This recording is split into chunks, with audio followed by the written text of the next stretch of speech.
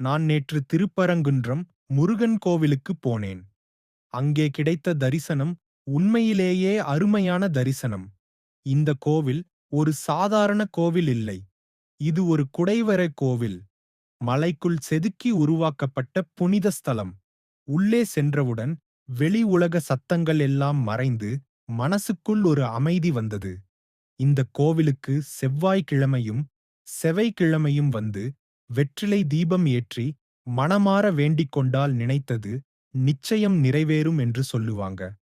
முருகன் கல்யாணத் தலமாகவும் 6 படை வீடுகளில் முதல் படை வீடாகவும் திருப்பரங்குன்றம் விளங்குகிறது. இந்த குடைவரை கோவிலில் ஒரு நிமிடம் கண்களை மூடி வேண்டிக் கொண்டாலே மனபாரம் குறைவது போல உணர்வு கிடைக்கிறது. நேற்று நான் பெற்ற அந்த தரிசனம் என் மனசில் ஆழமாக பதிந்தது. முருகன் அருள் எல்லோருக்கும் கிடைக்கட்டும். அரோகரா. கந்தனுக்கு அரோகரா. இன்னொரு விஷயம் பலர் சொல்றாங்க. இந்த திருப்பரங்குன்றம் முருகன் கோவிலில் சிவபெருமானும் பெருமாளும் இருக்கிறாங்கன்னு. அது உண்மையா?